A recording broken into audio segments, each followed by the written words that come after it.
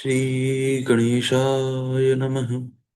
गुरुर्ब्रह्मा गुरुर्विष्णु गुरुर्देवो महेश्वर गुरुर्साक्षात् परब्रह्म तस्मै श्री गुरुवे नमः।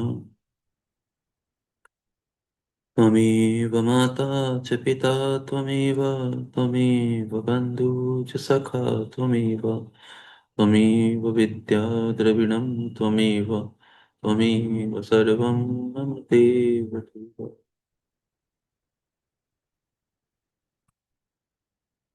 यहाँ से 23वां अध्याय प्रारंभ होता है।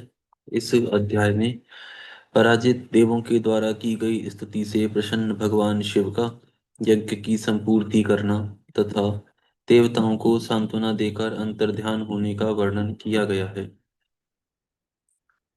वासुदेव बोले, हे विप्रवरों, इस प्रकार अस्त्रों से छिन्न भिन्न अंगों वाले भगवान विष्णु तथा आदि देवता क्षण मात्र में कष्ट को प्राप्त कर युद्ध में शेष देवताओं के साथ व्याकुल हो गए। वीरभद्र जी के द्वारा प्रेरित क्रोधी प्रमथ गणों ने देवताओं के अपराध के अनुसार युद्ध में बचे हुए उन अन्य भयभीत देववीरों को पकड़कर अत्यंत दृढ़ लोहे की जंजीरों से उनके हाथ पैर कंधे तथा पेट बांध दिए। उस समय देवी पार्वती के स्नेह पात्र उन वीरभद्र जी के सारथी होने के कारण अनुग्रह को प्राप्त हुए ब्रह्मा जी प्रार्थना करते हुए विनय पूर्वक कहने लगे, हे भगवन, अब क्रोध का शमन कीजिए। ये देवता विनष्ट हो चुके हैं। हे सुव्रत, प्रसन्न होइए और अपने रोम से उत्पन्न गणों के साथ आप इन सभी को क्षमा कीजिए। उन परमेष्टि ब्रह्मा जी के इस प्रकार प्रार्थना करने पर अति प्रसन्न हुए गणाधीप वीरभद्र जी उनके गौरव के कारण शांत हो गए। देवता भी उचित समय जानकर सिर पर अंजलि धारण कर अनेक प्रकार के स्तोत्रों से देव देव भगवान शिव के मंत्री वीरभद्र जी की स्तुति करने लगे। देवगण बोले, शिव शांत स्वरूप, यज्ञहंता, त्रिशूलधारी, रुद्रभद्र, रुद्रपति एवं रुद्रभूति, कालाग्नि, रुद्र रूप, काल तथा कामदेव के शरीर को विनष्ट करने वाले, देवताओं तथा दुरात्मा दक्ष के सिर का छेदन करने वाले, आपको नमस्कार है। हे वीर, यद्यपि हम लोग निरपराध हैं, फिर भी इस पापी दक्ष के संसर्ग के कारण आपने हम लोगों को संग्राम में दंड दिया है। हे प्रभु, आपने हम लोगों को अपनी कोपाग्नि से जला सा दिया है, इसीलिए हम आपसे डरे हुए हैं। अब आप ही हमारे रक्षक हैं, हम शरणागतों की रक्षा कीजिए। वायुदेव बोले, इस प्रकार स्तुति से प्रसन्न हुए प्रभु वीरभद्र जी देवताओं को लोहे की जंजीरों से मुक्त करके उनके देव देव भगवान शिव के समीप ले गए। उस समय सर्वसमर्थ, सर्वलोक महेश्वर, सर्वव्यापी भगवान सदाशिव गणों के साथ अंतरिक्ष में विराजमान थे। उन परमेश्वर को देखकर भगवान विष्णु आदि देवताओं ने डरे होने पर भी प्रसन्नता पूर्वक महेश्वर को प्रणाम किया। तब उन देवताओं को डरा हुआ देखकर तीनों के दुख को दूर करने वाले महादेव देवी पार्वती की ओर देखकर देवताओं से हंसते हुए कहने लगे। भगवान महादेव बोले, हे देवताओं, डरिए मत, क्योंकि आप सभी लोग मेरी प्रजा हैं। कृपालु वीरभद्र जी ने अनुग्रह के लिए ही आप लोगों को दंडित किया है। अब हम लोगों ने आप देवगणों के अपराध को क्षमा कर दिया। हम लोगों के क्रोधित हो जाने पर न आप लोगों की स्थिति रह सकती है, न जीवन रह सकता है। वायुदेव बोले, अमित तेजस्वी सदाशिव ने सभी देवताओं से ऐसा कहा। तब वे देवता शीघ्र ही संदेह रहित होकर प्रसन्नता पूर्वक नाचने लगे। ये वे देवता प्रसन्नचित्त तथा आनंद विहल मन वाले होकर भगवान शिव की स्तुति करने लगे। देवगण बोले, हे देव, ब्रह्मा जी, विष्णु जी तथा रुद्र जी, ये तीन रुद्र नामक स्वरूप भेदों से रजोगुण, सत्वगुण तथा तमोगुण की धारण करने वाले आत्ममूर्ते, आप कर्ता पालक तथा संहारक महेश्वर हैं। हे सर्वमूर्ते, हे विश्व भावन, हे पावन, हे अमूर्ते, हे भक्तों को सुख देने के लिए स्वरूप धारण करने वाले, आपको नमस्कार है। हे देवेश, आपकी कृपा से ही चंद्रमा यक्ष्मा के रोग से मुक्त हो गए। हे भगवान शंकर, मिहिर जाज मिहिर जाजली ने जल में डूबकर मर जाने के बाद भी पुनः जीवित हो आपकी दया से सुख प्राप्त किया। हे प्रभु, सीमंतनी ने सोमवार का व्रत करने से तथा आपके पूजन के प्रभाव से पति के मर जाने पर भी पुनः अतुल सौभाग्य तथा अनेक पुत्रों को प्राप्त किया।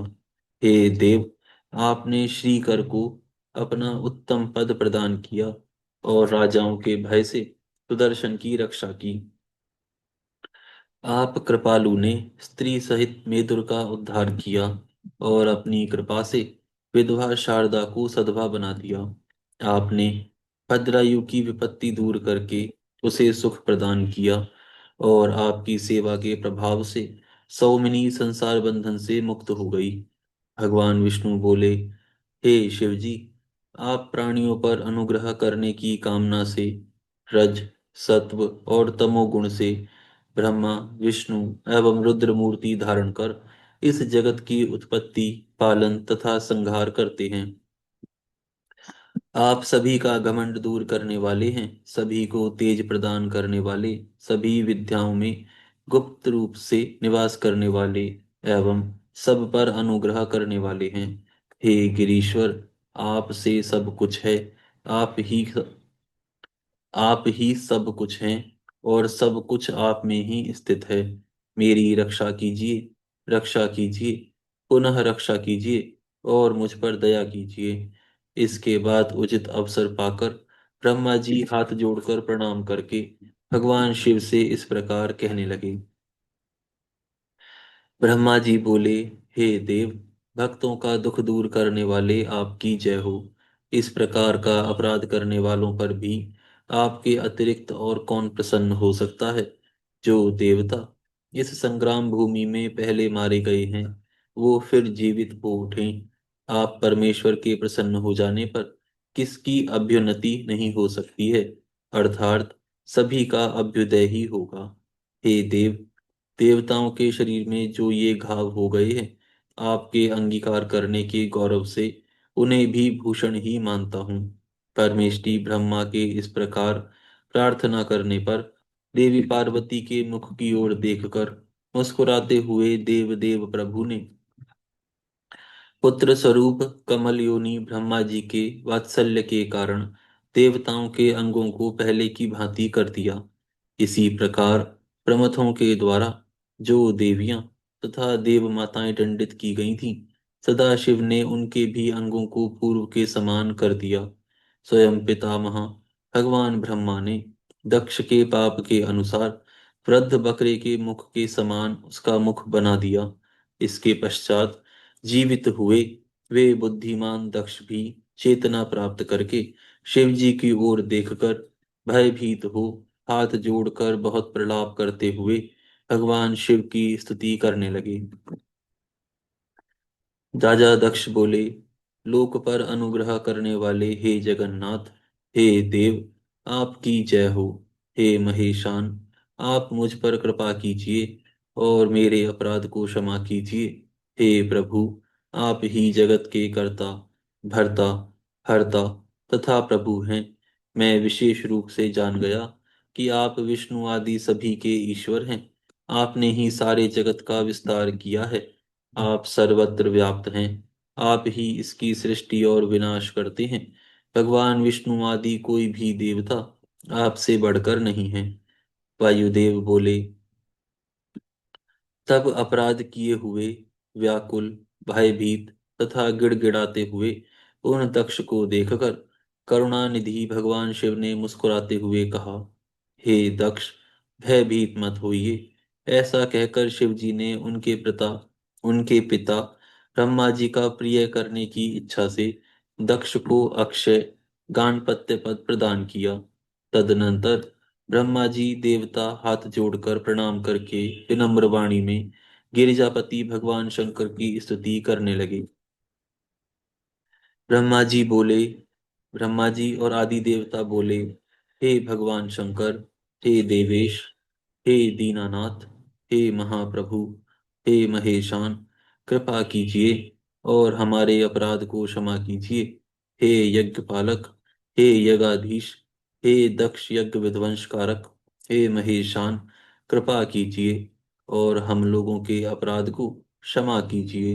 हे देव देव, हे परेशान, हे भक्त प्राण पोषक, आप दुष्टों को दंड देने वाले हैं।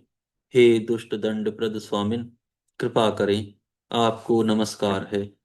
हे प्रभु, जो आपको नहीं जानते ऐसे दुष्टों का आप गर्व दूर करते हैं और अपने में आसक्त चित्त वाले सत्पुरुषों के आप रक्षक हैं। हे प्रभु, आपकी दया से ही हम लोगों ने निश्चय किया है कि आपका चरित्र अद्भुत है।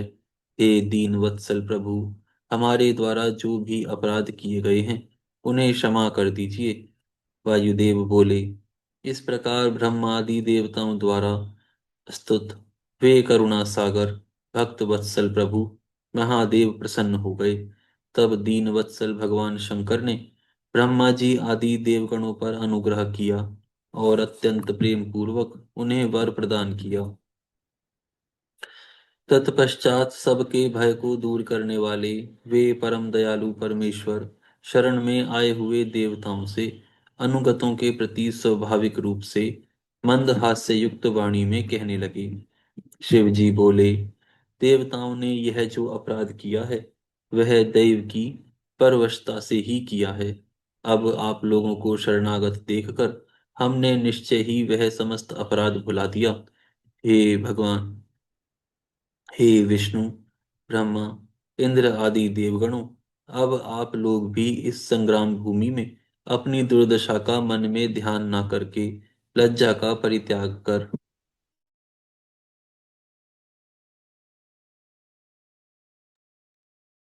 लज्जा का परित्याग कर सुखपूर्वक देवलोक को इस समय प्रस्थान करें। देवताओं से ऐसा कहकर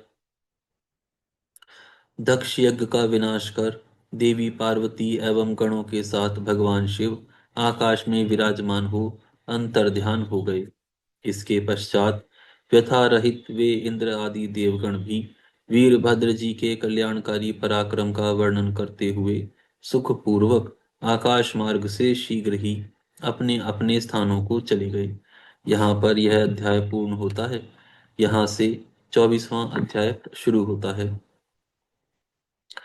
इस अध्याय में भगवान शिव का तपस्या के लिए मंदराचल पर गमन, मंदराचल का वर्णन, शुंभ निशुंभ दैत्य की उत्पत्ति, ब्रह्मा जी की प्रार्थना से उनके वध के लिए भगवान शिव और शिव जी के विचित्र लीला प्रपंच का वर्णन किया गया है। तदनंतर ऋषियों ने पूछा, प्रभु, अपने गणों तथा देवी के साथ अंतर्ध्यान होकर भगवान शिव कहाँ गए, कहाँ रहे और क्या करके विरत हुए। वायुदेव बोले, महर्षियों, पर्वतों में श्रेष्ठ और विचित्र कंदराओं से सुशोभित जो परम सुंदर मंदराचल है वही उनकी तपस्या के प्रभाव से देवादिदेव भगवान महादेव जी का प्रिय निवास स्थान है। उन्होंने उस पर्वत ने देवी पार्वती और भगवान शिव को अपने सिर पर ढोने के लिए बड़ा भारी तप किया था और दीर्घ काल के बाद तब उसे उनके चरणारविंदों के स्पर्श का सुख प्राप्त हुआ। उस पर्वत के सौंदर्य का विस्तार पूर्वक वर्णन सहस्त्रों मुखों द्वारा 100 करोड़ वर्षों में भी नहीं किया जा सकता। उसके सामने समस्त पर्वतों का सौंदर्य तुच्छ हो जाता है। उसका सौंदर्य वर्णन संभव ही नहीं है। अतएव मुझ में उसके सौंदर्य वर्णन के प्रति उत्साह नहीं है। इस संबंध में यही कहा जा सकता है कि इस सुंदर पर्वत पर किसी अपूर्व समृद्धि के कारण इसमें शिव जी के निवास की योग्यता है। इसीलिए महादेव जी ने देवी का प्रिय करने की इच्छा से उस अत्यंत रमणीय पर्वत को अपना अंतःपुर बना लिया।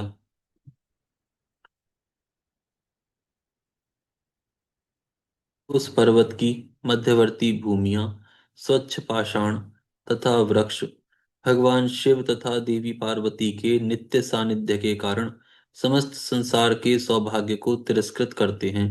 संसार के माता पिता देवी पार्वती तथा भगवान शंकर के स्नान पान आदि के लिए इधर उधर बहते हुए झरनों का शीतल निर्मल तथा सुपेय जल नित्य प्रति अर्पित करके यथेष्ट पुण्य संस्कारों को प्राप्त किए हुए उस हिमालय का मानो पर्वतों के अधिपति पद पर उन झरनों के जल से अभिषेक सा किया जा रहा है। रात्रि के समय उदित हुआ रात्रि के समय उदित हुए चंद्रमा हिमालय के शिखर पर स्थित हैं, जिससे प्रतीत होता है कि मानो पर्वतों के साम्राज्य पर अधिष्ठित उन गिरिराज के ऊपर चंद्र रूपी राजछत्र शोभायमान हो रहा है। पर्वतीय भूमि पर विचरण करती हुई चमरी गायों के हिलते हुए बालों से ऐसा प्रतीत हो रहा है कि मानो समस्त पर्वतों के साम्राज्य पर अधिष्ठित उस हिमालय के ऊपर चंवर डुलाए जा रहे हों। प्रभात काल में उदित हुए सूर्य में प्रतिबिंबित सा होता हुआ हिमालय ऐसा प्रतीत हो रहा है मानो रत्नभूषित वह पर्वतराज अपने देह सौंदर्य को दर्पण में देखने के लिए उद्यत से हो गए हैं। लता जाल रूपी जटाओं को धारण किए हुए वे पर्वतीय वृक्ष वाचाल पक्षियों के कलरव लटकते हुए कोमल पल्लवों तथा वायु द्वारा कंपित लताओं से झरते हुए पुष्पों के द्वारा मानो तपस्वियों की भांति गिरिराज हिमालय का समर्चन तथा आशीर्वाचन के साथ विजयाभिनंदन सा करते हुए प्रतीत हो रहे हैं। ऊंचे नीचे तथा तिरछे श्रृंगों से युक्त वह पर्वत मानो पृथ्वी से पाताल में गिर सा रहा है अथवा भूपृष्ठ से ऊपर की ओर उछल सा रहा है या सभी दिशाओं में व्याप्त होकर आकाश में घूम सा रहा है अथवा सारे संसार को देखता हुआ सदा नृत्य सा कर रहा है। वह पर्वत विस्तृत उदर वाली विशाल कंदराओं के द्वारा मानो अपना मुख फैलाकर सौंदर्य सौंदर्यातिशय को अपने में ना पचाकर जम्भाई सा ले रहा हो या कि मानो सारे संसार को निगल सा रहा हो अथवा सागर को पी सा रहा हो मतलब सागर को पी रहा हो या अपने भीतर छिपे हुए अंधकार का दमन कर रहा हो अथवा बादलों से आकाश को मदमत्त सा करता हुआ प्रतीत हो रहा है। दर्पण के समान उज्जवल अंतर्देश वाली आवास भूमियां तथा अपनी सघन तथा स्निग्ध छाया से सूर्य के ताप को दूर करने वाले आश्रम के वृक्षों तथा नदियों सरोवरों तड़ागों आदि को छूकर बहने वाली शीतल हवाओं को उन शिवा शिव ने जहां तहां विश्राम करके कृतकृत्य किया इस सर्वश्रेष्ठ पर्वत का स्मरण करके रभ्य आश्रम के समीप स्थित हुए अंबिका सहित भगवान त्रिलोचन वहां से अंतर्ध्यान होकर चले गए। मंदराचल के उद्यान में पहुंचकर देवी सहित महेश्वर वहां के रमणीय तथा दिव्य अंतःपुर की भूमियों में रमण करने लगे।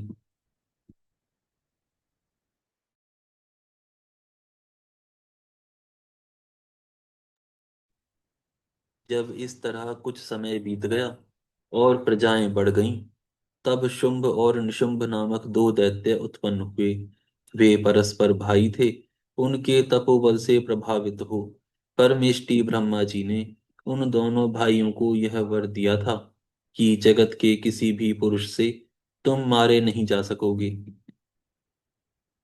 उन दोनों ने ब्रह्मा जी से यह प्रार्थना की थी कि देवी पार्वती के अंश से उत्पन्न जो अयोनिजा कन्या उत्पन्न हो, जिसे पुरुष का स्पर्श तथा रति नहीं प्राप्त हुई हो तथा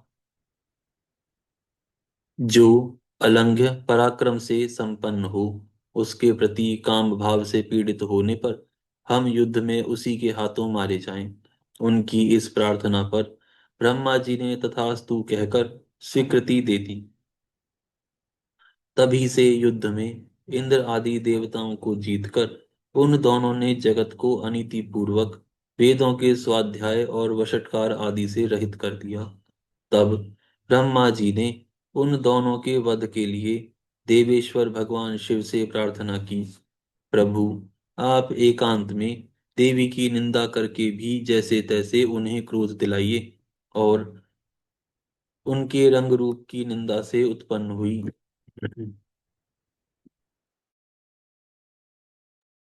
उनके रंग रूप की निंदा से उत्पन्न हुई काम भाव से रहित कुमारी स्वरूपा शक्ति को निशुंभ और शुंभ के वध के लिए देवताओं को अर्पित कीजिए। ब्रह्मा जी के इस तरह प्रार्थना करने पर भगवान नील लोहित रुद्र एकांत में देवी पार्वती की निंदा सी करते हुए मुस्कुराकर बोले, तुम तो काली हो। तब सुंदर वर्ण वाली देवी पार्वती अपने श्याम वर्ण के कारण आक्षेप सुनकर कुपित हो उठी, और पतिदेव से मुस्कुराकर समाधान रहित वाणी द्वारा बोली। देवी ने कहा, प्रभु, यदि मेरे इस काले रंग पर आपका प्रेम नहीं है, तो इतने दीर्घ काल से अपनी इच्छा का आप दमन क्यों करते रहे हैं? जब आपको मेरे इस स्वरूप से अरुचि है, तो आप मेरे साथ क्यों हैं? हे जगत के ईश्वर, आपके लिए अशक्य तो कुछ भी नहीं है। आप स्वरात्म राम के लिए रति सुख का साधन नहीं है।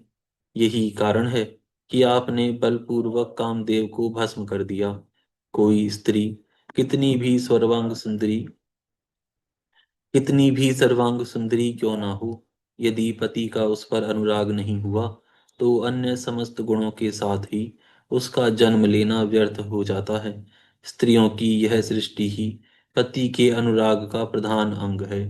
यदि वह उससे वंचित हो गई, तो इसका और कहाँ उपयोग हो सकता है? इसीलिए आपने एकांत में जिसकी निंदा की है, उस वर्ण को त्याग कर अब मैं दूसरा वर्ण ग्रहण करूंगी, अथवा स्वयं ही मिट जाऊंगी। ऐसा कहकर देवी पार्वती उठकर खड़ी हो गईं और तपस्या के लिए दृढ़ निश्चय करके गद गद कंठ से जाने की आज्ञा मांगने लगीं। इस प्रकार प्रेम भंग होने से भयभीत हो भूतनाथ भगवान शिव स्वयं भवानी के चरणों में मानो प्रणाम हेतु गिरते हुए बोले। भगवान शिव ने कहा, प्रिय, मैंने क्रीड़ा या मनोविनोद के लिए यह बात कही है। मेरे इस अभिप्राय को न जानकर तुम कुपित क्यों हो गई?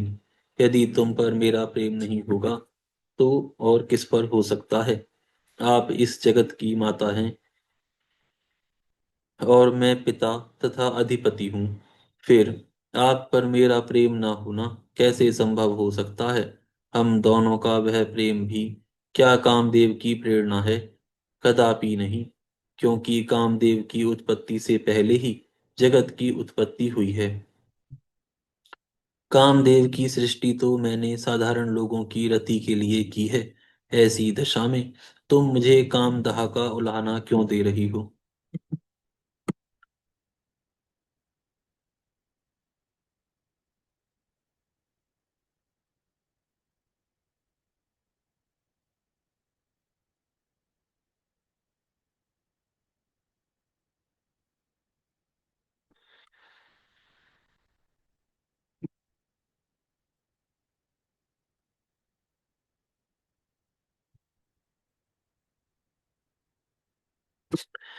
कामदेव मुझे साधारण देवता के समान मानकर मेरा कुछ कुछ तिरस्कार करने लगे थे, अतः मैंने उसे भस्म कर दिया। हम दोनों का यह लीला विहार भी जगत की रक्षा के लिए ही है, अतः उसी के लिए आज मैंने तुम्हारे प्रति यह परिहास युक्त बात कही थी। मेरे इस कथन की सत्यता तुम पर शीघ्र ही प्रकट हो जाएगी। तब भगवान शिव के उस क्रोधोत्पादक वचन को हृदय में विचार कर देवी ने कहना आरंभ किया। देवी ने कहा, भगवान, मैं पूर्व से ही आपके द्वारा कहे गए चाटुकारितापूर्ण वचनों को सुनती आ रही हूँ। उन्हीं वचनों के कारण धैर्यशालिनी या कि अतीव बुद्धिमती होकर मैं आपके द्वारा ठगी जाती रही। पति के प्यार से वंचित होने पर जो नारी अपने प्राणों का भी परित्याग नहीं कर देती, वह कुलांगना और शुभ लक्षणा होने पर भी सत्पुरुषों द्वारा निंदित ही समझी जाती है। मेरा शरीर मेरा शरीर गौर वर्ण का नहीं है। इस बात को लेकर आपको बहुत खेद होता है। अन्यथा क्रीड़ा या परिहास में भी आपके द्वारा मुझे काली कहा जाना कैसे संभव हो सकता था। मेरा कालापन आपको प्रिय नहीं है, इसीलिए वह सत्पुरुषों द्वारा भी निंदित है। अतः तपस्या द्वारा इसका त्याग किए बिना अब मैं यहाँ रह ही नहीं सकती।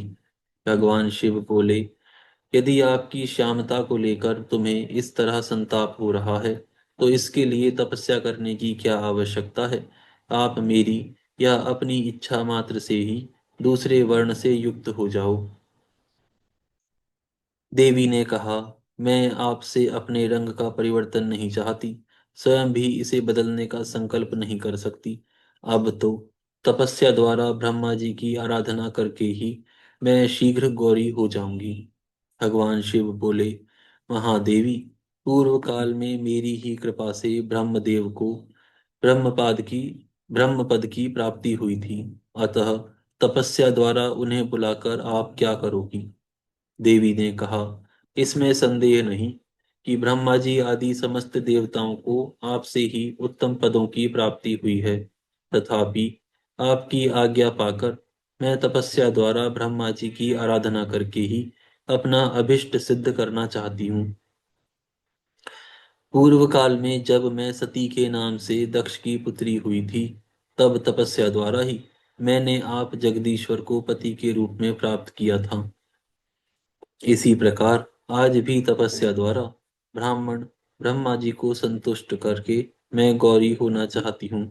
ऐसा करने में यहाँ क्या दोष है, यह बताइए। महादेव जी के ऐसा कहने पर वामदेव शिव जी मुस्कुराते हुए से चुप रह गए। देवताओं का कार्य सिद्ध करने की इच्छा से उन्होंने देवी को रोकने के लिए हठ नहीं किया।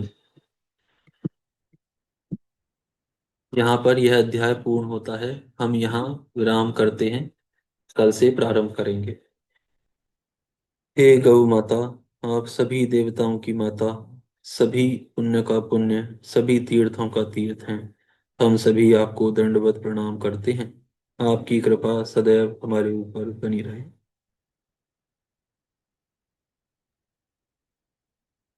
हे